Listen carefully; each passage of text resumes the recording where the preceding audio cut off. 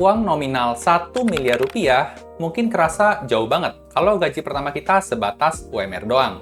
Hitung kasar aja deh. Misal UMR Jakarta 5 juta, dikali 12 bulan, baru kekumpul 60 juta 1 tahun. Dipakai konsumsi 50%, sisanya tinggal 30 juta aja. Masih 1/33-nya dari angka 1 miliar rupiah. Dulu saya juga sama, pas pertama kali kerja dapat upah 5 juta rupiah. Tapi di usia saya yang ke-30 di tahun 2024 kemarin, ternyata bisa juga kok nyentuh angka net worth 1 miliar rupiah. Gimana caranya? Tentunya saya manfaatin yang namanya compound interest. Seperti apa langkah realistisnya? Yuk tonton video ini terus sampai selesai.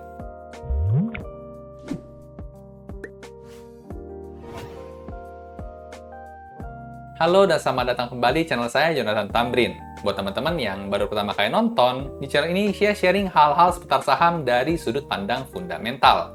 Ada analisa saham, ada mindset investasi, dan ada update berita terkini. Jadi buat teman-teman investor, boleh banget nih, diklik tombol subscribe dan nyalakan lonceng notifikasinya, biar nggak ketinggalan update-update video berikutnya. Apa itu compound interest? Nama yang lebih umumnya, mungkin kita kenal adalah bunga berbunga. Konsep ini, menurut Albert Einstein, merupakan keajaiban dunia yang ke-8. Dalam kutipannya, beliau mengatakan compound interest is the eighth wonder of the world. He who understands it, earns it. He who doesn't, pays it. Jadi buat kita yang paham konsep compound interest ini, bakal terima manfaatnya. Tapi buat yang nggak paham, bakal bayar akibatnya. Ini konteksnya dalam dunia keuangan ya. Nah, di sini saya mau kasih contoh yang sangat relevan di kehidupan sehari-hari nih, terkait dengan compound interest ini, yaitu terkait dengan penggunaan kartu kredit atau berhutang. Misalnya nih, kita ngambil kredit atau hutang sebesar 10 juta rupiah, dengan bunga pinjamannya 3% per bulannya. Nah, banyak orang yang nggak paham konsep compound interest ini, tertarik hanya membayar cicilan minimumnya aja, yaitu 10%. Nah, apa nih kira-kira akibatnya karena nggak paham konsep compound interest ini? Kalau kita cuma bayar angka minimumnya aja ya dalam angka 1 tahun, kita bisa lihat tabel di sini nih. Nah, di tabel ini kita bisa lihat ya, dari contoh yang tadi, kita misalnya ngambil pinjaman sebesar 10 juta rupiah ya, di bulan yang ke-0. Karena kita baru minjem, jadi belum dikenakan bunga ya. Nah, sekarang kita lihat perkembangannya dari bulan ke bulan sampai 1 tahun ke depan. Masuk bulan yang pertama, sini kita bisa lihat ya, pinjaman awal kita 10 juta. Lalu dilunasin minimum aja, cuman 10%, yaitu cuman 1 juta aja ya, jadi kesannya ringan. Nah, maka sisa pinjaman kita, 10 juta dikurang 1 juta, tersisa 9 juta rupiah. Nah, karena sudah masuk angka 1 bulan, maka dikenakan bunga nih, sebesar 3% dari sisa pinjaman, yaitu dari 9 juta rupiah. Maka ketemulah angka 270 ribu rupiah. Jadi total sisa pinjaman kita, 9 juta ditambah 270 ribu menjadi 9,27 juta rupiah. Lanjut lagi, ke bulan yang kedua, total pinjaman yang harus kita lunasi adalah angka tadi ya, 9,27 di sini. Nah, kita lunasin lagi nih, angkanya 10% lagi, biar ringan katanya. Jadi kita bayar 927 ribu rupiah aja.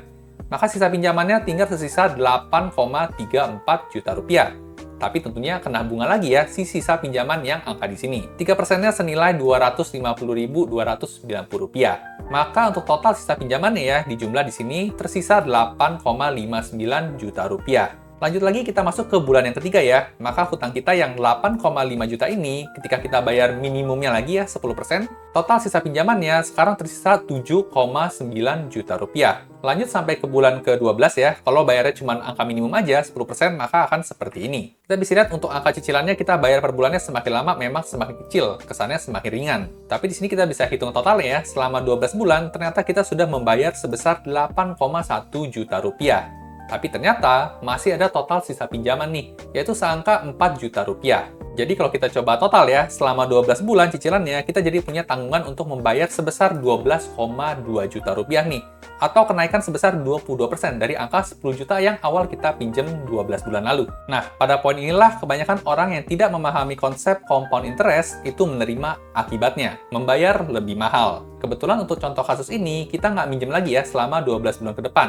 Kalau seandainya ada pinjaman lagi dan kita cuma bayar sebesar 10%-nya doang, maka akan lebih gede lagi akibatnya. Nah, kalau mau lebih mudah membayangkan ya, seberapa besar sih angka 22% ini? Kita bandingkan dengan angka deposito, Yang setahunnya, kalau kita tanam duit ya di bank melalui deposito, maka bunga deposito itu cuma di kisaran 2-3%, lalu kemudian dipotong biaya admin dan pajak lagi. Jadi selisihnya memang jauh banget ya, kisaran 2% dibandingkan dengan 22% lewat hutang yang 3% tiap bulannya. Nah, ini contoh buruknya ya, buat yang nggak paham dan memanfaatkan yang namanya compound interest. Kabar baiknya, dengan konsep yang sama, kalau dimanfaatkan dengan cara yang baik, sangat mungkin nih untuk mencapai angka 1 miliar rupiah di usia 30 tahun meskipun starting point gaji kita adalah UMR. Gimana cara manfaatin compound interest-nya? Salah satunya dengan cara investasi. Dalam case ini adalah investasi saham. Udah terbukti ya, karena saya sendiri juga udah praktekin di hidup saya sendiri. Supaya lebih gampang paham gimana cara manfaatinnya, kita ambil contoh misal kira-kira nih, kalau kalian misalnya disuruh milih, bakal pilih yang mana dari antara dua pilihan ini? Pilihan yang pertama, terima uang 1 miliar rupiah langsung saat ini. Atau pilihan yang kedua, sekarang terima 100 rupiah dulu. Tapi angkanya bakal double nih setiap hari sampai 30 hari ke depan. Kira-kira bakal pilih yang mana? Pilihan yang pertama atau pilihan yang kedua? Kebanyakan orang mungkin bakal langsung milih yang 1 miliar rupiah ya, pilihan pertama. Tapi kalau dipikir-pikir, benarkah 1 miliar saat ini lebih banyak dibandingkan 100 rupiah yang compounding 2 kali lipat per harinya? Langsung aja kita buktiin ya, kita lihat tabelnya di sini. Nah, di sini kita coba simulasiin ya, kalau angka 100 rupiah ini compounding 2 kali lipat setiap hari sampai 30 hari ke depan. Kalau yang 1 miliar tadi nggak usah disimulasin lah ya, karena angkanya pasti tetap, nggak kurang dan nggak nambah. Sekarang kita lihat ya, untuk angka 6 hari pertama, di sini kita bisa lihat hari pertama kita terima 100 rupiah. Lalu kemudian masuk hari kedua, uangnya berlipat ganda ya, 2 kali lipat, jadi 200 rupiah. Masuk hari yang ketiga, jadi 2 kali lipat lagi, 400 rupiah. Hari keempat jadi 800 rupiah, hari kelima 1.600 rupiah, dan hari keenam di 3.200 rupiah. Kesannya sih dalam 6 hari masih kecil banget ya, nggak nyampe 5.000 rupiah. Nah, masuk ke 6 hari selanjutnya ya, sini kita bisa lihat untuk angkanya di hari ke-12, ternyata angka 100 rupiah tadi sudah berkembang ya, jadi 204.800 rupiah. Tapi masih kecil lah ya, kalau dibandingkan sama 1 miliar masih jauh banget.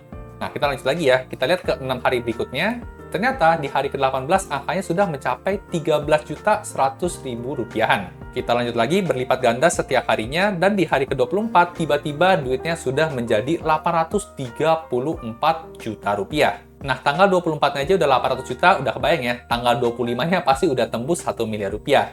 Nah, gimana kalau dilanjutin sampai tanggal 30? Nah, sini kita bisa lihat ya, ternyata angka 100 rupiah di hari pertama tadi, kalau dia compounding 2 kali lipat setiap harinya, di hari ke-30 mencapai angka 53 miliar rupiah. Jadi ternyata angkanya 53 kali lebih banyak ya, dibandingkan kalau milih pilihan yang pertama tadi. Nah, tentunya ini cuma contoh ya teman-teman, kalau setiap harinya itu naik 2 kali lipat. Sangat tidak realistis kalau kita investasi di saham, setiap harinya bisa naik 2 kali lipat atau cuan 100%. Tapi meskipun nggak secepat ini ya, masih sangat realistis kok kalau kita berharap 1M di umur 30. Sekarang kita coba ya, lihat case-nya kalau investasi real di saham. Sebelum lanjut, saya mau terima kasih dulu nih buat Sekuritas Ajaib, platform investasi yang udah berpartner dalam pembuatan video kali ini. Ajaib Sekuritas sekarang udah jauh lebih stabil dan lebih cepat. Dengan teknologi terbarunya, powered by Zeus, menggunakan protokol OUCH, 99 order terkirim hanya dalam waktu 0,001 detik. Protokol OUCH ini adalah teknologi kelas dunia ya dari Nasdaq Amerika Serikat, yang digunakan buat transaksi perdagangan di bursa saham termasuk di IDX atau Bursa Efek Indonesia. Protokol ini dirancang untuk mempercepat proses transaksi efek dengan menggunakan format data biner dan fixed data length. Transaksi bahkan bisa lebih cepat nih dari kedipan mata, jentikan jari, dan bahkan kepakan sayap burung kolibri. Ini artinya, mau order saham pas market baru buka atau mau tutup, nggak bakal ada delay lagi yang bikin ketinggalan momentum profit. Buat kamu yang mau investasi lebih stabil dan lebih cepat, bisa langsung aja download dan buka akun di Ajaib Sekuritas. Pakai kode saya, Jo Tamrin, biar bisa dapat hadiah 1 lot saham langsung dari Ajaib, buat investasimu jadi lebih gesit. Oke, sekarang kita lanjut ya, gimana cara hitung-hitungannya nih, achieve angka 1 miliar rupiah di usia 30 tahun. Kita langsung aja lihat tabel hitung-hitungannya. Nah, di sini ada tabel usia ya, di sini saya buat dari usia 22 sampai targetnya di usia 30 tahun. Kenapa dari usia 22? Karena biasanya buat teman-teman yang ngambil jurusan S1 ya, baru bisa mulai start kerja di usia 22 tahun. Kalau misalnya kalian udah punya sampingan dari usia 18 ya udah mulai kerja, itu bahkan bisa lebih bagus lagi tentunya. Nah, sekarang kita start ya. Kita lihat untuk pendapatan gajinya ya. Startnya dari UMR Jakarta 5 juta rupiah. Tentunya biar lebih realistis, maka setiap tahun ada kenaikan gaji ya. Di sini saya buat angka kenaikan gajinya sebesar 10% aja. In reality, kalau misalnya teman-teman perform bagus ya di tempat kerja teman-teman, dan bahkan mungkin pindah kerja ya ke perusahaan lain, bisa jadi kenaikannya lebih tinggi lagi dibanding 10%. Nah, di sini kita bisa lihat ya, start gaji 5 juta dan akan menyentuh double digit di usia ke-30 nih, 10.700.000 rupiah untuk gajinya.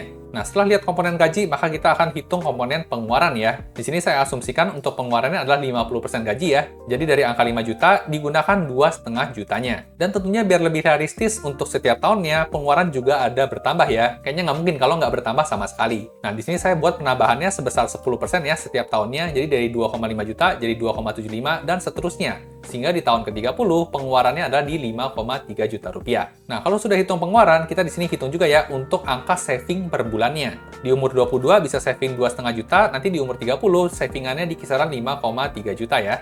Nah, setelah dapat angka saving per bulannya, kita lanjut lagi ya ke angka saving per tahunnya, berarti dikali 12. Di tahun pertama bisa saving 30 juta, tahun kedua bisa saving 33 juta ya, di tahun ke-30 nanti bisa saving 64 juta.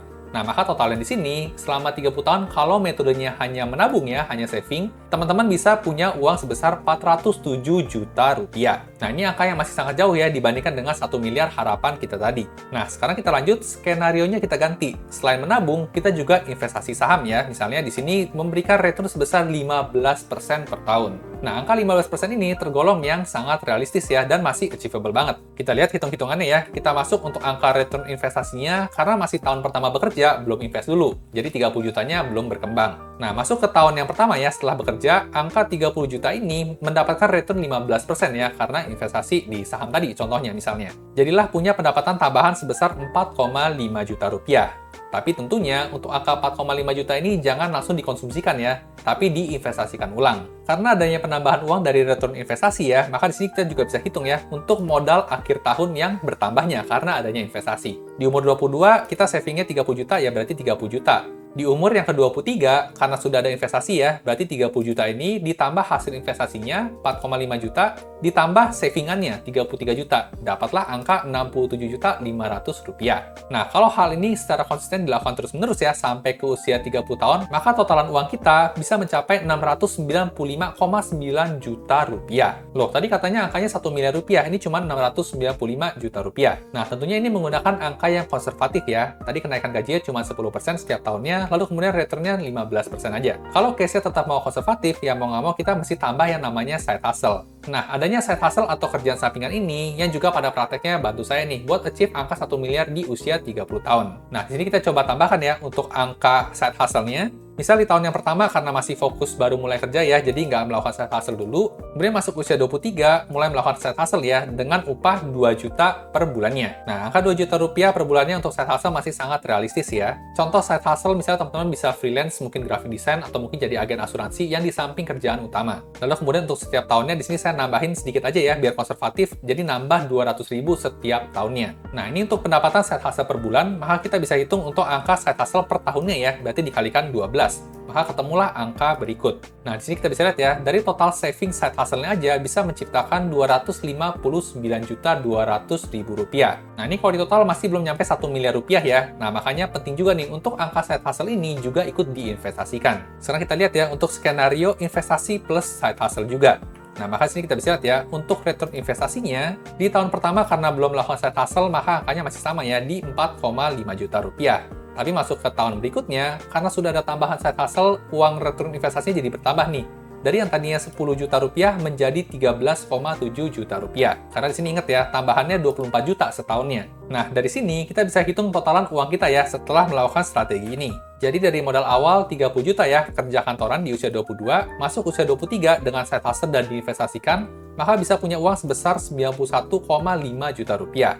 Angkanya dari mana? 30 juta ditambah 4,5 juta, ditambah 30 juta, ditambah 24 juta ya side hustle-nya. Nah, dengan pola seperti ini ya, dilakukan secara konsisten sampai usia 30, maka tercapailah angka 1,1 miliar rupiah ini. Dan sekali lagi di sini hitungannya sangat konservatif ya. Kalau misalnya teman-teman bisa dapat return lebih tinggi dibanding 15%, atau mungkin menabung bisa lebih banyak ya, kenaikan gaji lebih tinggi, atau mungkin side hustle juga bisa lebih banyak. Maka sangat memungkinkan di usia 30 teman-teman ini selain punya uang cash 1,1 miliar rupiah ya, teman-teman juga udah siap buat dana nikah, juga siap juga udah punya mobil mungkin, atau mungkin sudah DP rumah juga, tapi tetap pegang 1 miliar rupiah. Nah, dari hitung-hitungan tadi, sebenarnya kita bisa tarik kesimpulan ya, kalau cuma ngandelin nabung dari gaji aja, kemungkinan besar umur 30 nggak kesampean nih angka 1 miliar pertama.